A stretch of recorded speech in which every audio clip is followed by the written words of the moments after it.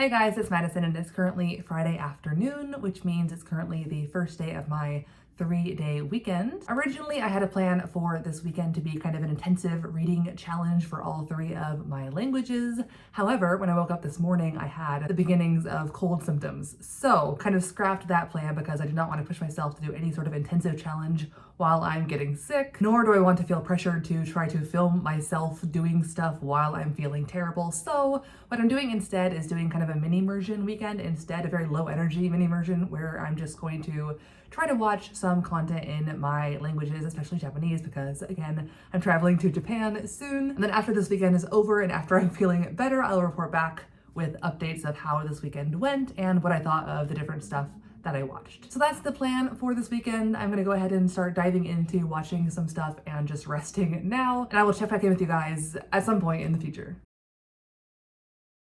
Hello, it is the next weekend now. I'm feeling much better, thankfully. And also, thankfully, my cold was not nearly as bad as I thought it would be. Normally, when I get a cold, I have 2 terrible things. One, a really painful, awful sore throat for several days, and then just the really annoying sinusy stuff that comes along with colds usually. This time I didn't have any of the throat stuff, no sore throat, no coughing, anything like that. It was just annoying sniffles over the weekend, and I was basically actually all better by Monday when school started, so at least it was relatively pain-free and over after the weekend, so I was really happy about that. But as far as the mini immersion weekend goes, I'm not sure I can actually call it a mini immersion weekend just because there wasn't really consistent immersion throughout the entire weekend. I watched a 2-hour movie on Friday. I watched absolutely nothing in Japanese on Saturday. I was lazing around and watching a lot of content. It was just all English stuff, and I don't know, I just couldn't convince myself to ever switch over into Japanese stuff and get back into that until Sunday when I watched an 8.5-hour long drama. So I did get into the immersion finally on Sunday when I binge watched that show, but yeah, I don't know if you can call that a mini immersion weekend because I kind of watched a tiny bit on Friday,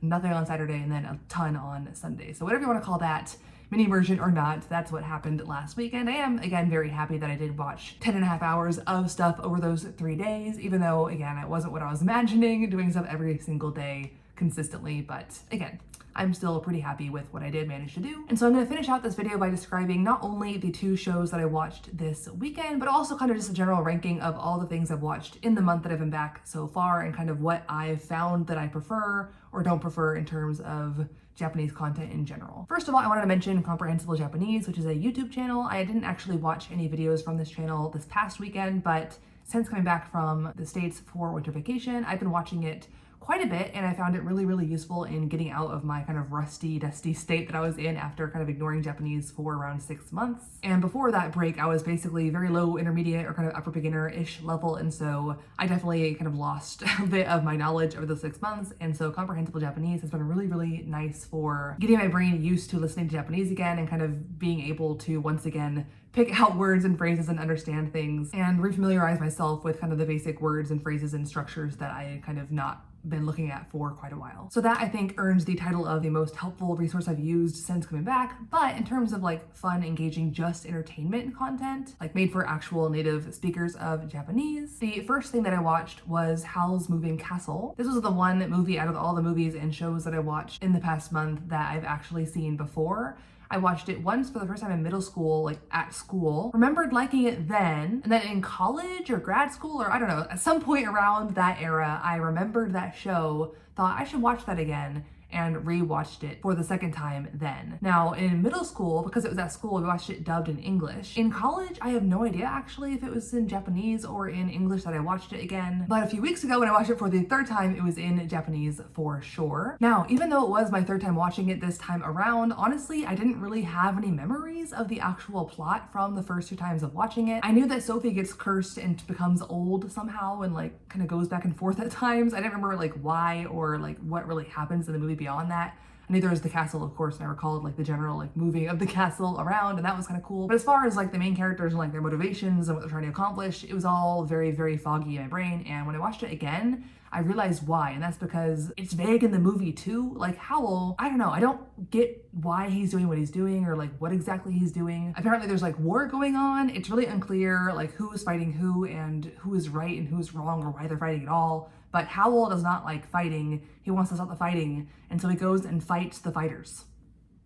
I don't know, it just seemed like very strange to me. It's like, what's going on? Why are you like apparently like harming yourself? I don't know, it was kind of weird. I didn't really understand that whole Howl thing going on. I also don't really get why Sophie left when she was cursed. Like, why couldn't she tell her sister? Why did she have to like go out in the middle of nowhere? Like, what? I don't understand that either. I did really enjoy like all of the side characters. I liked, you know, Sophie's general persona in the castle. That was kind of cute. I liked her cleaning sprees and stuff. I liked Calcifer a lot. I liked the little kid, whatever his name was. The least understandable part of the whole movie is like Howl and Sophie together. I don't get their relationship. Like, they've only spent like 5 seconds together and it's not been like very deep. I didn't get how like suddenly like they love each other. It's kind of weird to me, but I don't know. If you love the movie, please explain to me any of my confusions or why you like it below. I am curious, you know, to hear defenses of it. I do like the castle and the illustrations and the looks of everything. It was just, a lot of the plot was just really, really, really bizarre to me. So again, if you have a defense, I am primed to hear it. I'm curious to know what you think about it. Let me know below. So that was Howl's Moving Castle, and the next thing I watched was actually also a Studio Ghibli film. I kind of got the idea in my head that I could watch a lot of the Studio Ghibli films, at least all the major ones, because they are so famous in Japan and Korea and around the world as well. And so I figured that even though I didn't love Howl, that at least, you know, I liked the illustration animation style, and so maybe I would prefer more of their other stories more. I didn't hate Howl, by the way. I didn't understand most of it, and I don't really get the connection between Howl and Sophie. Aside from Howl, I liked basically all the characters and I thought they were all cute and stuff. So again, didn't hate the movie. It was just kind of like weird to me, basically. But yeah, the next movie I watched was Kiki's Delivery Service. Again, another Studio Ghibli film. It was relatively old as far as Studio Ghibli is concerned, and yeah, I ended up thinking it was really cute, really enjoyable. Basically, this movie follows the girl Kiki, who is a witch, and apparently in this world, when a witch turns, I think it was 13, they have to like go and find their own city or town to be a witch in and kind of make their own way in the world. And so we follow her as she finds her new place and tries to establish herself as a young witch in this fantasy world. Again, like I said, really enjoyed it. It was really cute, simple, engaging. The one thing I didn't like as much for this movie was Kiki's outfit. I don't understand why they had to choose to give her like this flowy dress that like goes up around her as she's flying. Like, why do I have to look at her bloomers the whole movie? That was the one thing I was like, just why? Like, it wasn't sexual or anything. It was just like, why though? So that's the one thing where I was like, I don't understand why that decision was made. But aside from that, again, really cute movie, kept me engaged for the whole like hour and a half that the movie lasted. So that was Kiki's Delivery Service. The next thing I watched was part of a vlog, and that was, I think it was called An Encouragement of Love. I will link that video up here so that you can watch it if you want to, but that was a journey for sure. I think I described it as like a live action anime, and I stand by that. It was like a really kind of absurdly ridiculous, silly kind of backdrop for the plot to happen, but like all the characters acted it in a really like serious, overdramatic way with like really dramatic music in the background. And so it felt very anime-like in like the actual kind of acting and like voice intonation as they were speaking and stuff. But even though it was kind of ridiculous and unrealistic, and the actual romance of the rom-com was a little bit stalker-y and not really compelling as far as like you actually wanting the characters to like fall in love, I still did enjoy it in like the sense that I was entertained for however many hours that show lasted. So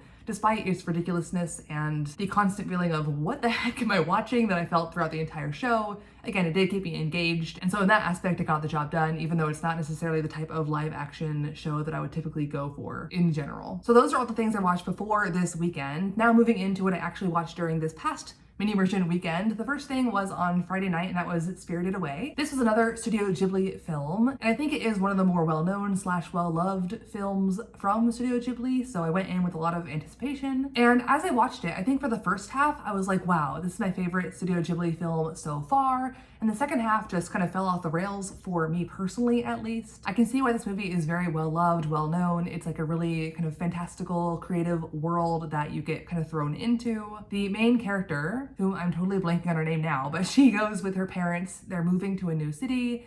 They somehow get sucked into this world. They get spirited away to this new world. Something happens, I'm not gonna spoil it, but something happens where the girl gets like stuck in this world and has to like try to save her parents. I will say, like, I was feeling very like tense and drawn in and like nervous during the first kind of scary-ish part of the film, where you can like feel something's gonna go wrong but you're not really sure what it is. And so it really was gripping for me, especially at the very, very beginning. But again, something happens where she gets stuck, has to save her parents, and then kind of gets integrated into this new world as she tries to kind of find her place and find an opportunity to, again, try to get her parents and get out of where they're stuck. So that's the general premise. But then at the end, it like goes this totally other direction. Her like priority shifts from her parents to like this friend she makes. Is it a friend? Is it a romantic interest? She's a young child, and they like make it sound like it's romantic at the end, and I was like, what's going on? She's like 10, isn't she? I don't know, it was really weird at the end of me, but again, the first half, amazing. Second half, what the heck is happening? I don't even know why. I don't know. I think, again, it had a really strong start.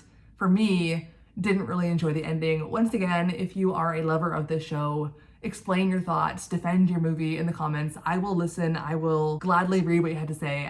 For me, I don't know. I didn't like the shift in priority from the first half to the second half. But again, that said, I'm glad I watched it. Again, it was enjoyable. It definitely, you know, held my attention for the full 2 hours of the movie's runtime. And like I said, for the first like 15 minutes, I was like literally gripped by the story, like on the edge of my seat, wondering, oh gosh, I can, you know, feel the tension building. What's going to happen? What's going to go wrong? So again, I think it was worth watching, but took a really weird turn in the middle. Also, I will say I've seen No Face so often before in the past. I never knew it was like connected to this movie, but I don't understand why people like No Face. Like I don't get it. Please explain it to me. The whole No Face plotline in general, I was like, what is going on? Like, it's like, okay, this is interesting. Oh, this is weird. What's happening? So yeah, again, if you like No Face and you understand the phenomenon behind the popularity of No Face, again, you can leave a comment below. By the way, if you are going to comment about one of its movies and say spoilers, try to say spoiler alert and like enter a few lines so that it's not spoiled for people who haven't watched it and do want to watch it in the future. Appreciate that. But anyway, that was Spirited Away. Really, really good, and then a weird left turn. And then finally, the show that gripped me for all of Sunday, and that is called I Will Be Your Bloom. And this is a show that is on Netflix. It was 10 episodes, I believe, and it follows the story of a woman who used to be a teacher who ends up being like the house mom for a boys' idol group, basically. One of the members of the group who ends up being her romantic interest in the drama used to be her student, which when I saw that, I was like, oh God, because that's like my pet peeve in shows, because as a teacher slash professor, it gives me the ick. But thankfully, the amount of screen time of them being together in the classroom was like 5 minutes at the very beginning, and she was like the substitute teacher for his senior class for like not very long. I think it was like a matter of weeks, I think. There was nothing romantic while they were in the actual school setting. And then years later when they re-encounter each other is when they eventually have feelings or whatever. But yeah, thankfully, again, I'm very, very sensitive to weird teacher-student relationships because again, it gives me the serious ick, but the way they did it, again, I didn't really mind. I will say that for the first like half an hour of the show, I was a little concerned it wasn't gonna be a good quality show. Like it would be kind of in terms of like acting slash singing, considering it is about a band. But thankfully after that kind of beginning, it ended up being quite a lot better than I expected, actually. It was really pretty engaging. Again, I did like binge watch the entire show that Sunday. The singing also was actually quite a bit better than I expected after the first, you know, encounter with singing we get in the show when he is in high school. I was also actually really, really impressed by how much they developed the songs of the band in the show. I've watched a couple of dramas, especially Korean dramas, I think, that kind of have a main character that is either an idol or a band member or something like that. And typically they don't actually really do a ton of the actual music stuff in the show, because in order to actually do that, you'd have to like, you know, write all the songs, record all the songs, have, you know, instrumentals for all the songs. For idol groups, also choreograph all the songs. So there's a lot of work that would have to go into actually, you know, having that be part of a show. But this show actually did that. I think they had 4 or 5 like fully fleshed out, fully choreographed, fully, you know, created songs that were not bad. So I was really impressed by how much they did just for like a 10 episode show and how decent the quality was, again, considering it was just one part of the story's plotline. So I really, really enjoyed most of the show. I will say once we got to episode 9, the second to last episode, things took a terrible turn. I hated the choices that were made in episode 9, hated the entire thing. I was just angry. I think I was ranting at my screen. It was just, ugh. I hate when, I don't want to say too much, but I hate when they incorporate things that are like considered normal in an industry or society and nobody really comments or really takes a strong stand against the obviously wrong thing, in my opinion. And so it was really frustrating kind of what happened and how everyone, especially in positions of power, kind of acted about that issue. So I was really, really upset with episode 9. They kind of turned it around in episode 10. Not enough, really. I don't know. Once episode 9 happened, I was like, ugh, why did they do that? But yeah, it ended up not ending as terribly as episode 9 was, but again, not really what I was hoping it was going to end as, so that's that show. Aside from the absolute pile of trash that episode 9 was, in my opinion, I did like a lot of things about the show. Again, it was compelling for, you know, almost all of the 10 episodes, except for, again, that grossness that was episode 9. I did really like, again, like I said, how they actually did develop full songs, full choreography, full like music videos even sometimes for the songs that the group in the show created. Again, I'm really used to having like one little chorus that they'll show over and over again throughout the entire show of the main character's hit song or whatever. So to actually have multiple songs develop, again, over a pretty short show, I was really impressed by that, honestly. If you can't tell, I keep mentioning it. They also resolved conflict really well, considering it was mostly a bunch of guys in their young 20s/late teens. They like talked about their emotions, they cried in front of each other, they resolved things using clear communication in a really kind of mostly healthy way, I think. So that was nice to see, especially in societies like Korea and Japan, where, you know, having a guy show emotion is not always considered the most, you know, manly thing to do or whatever. So it was nice to kind of have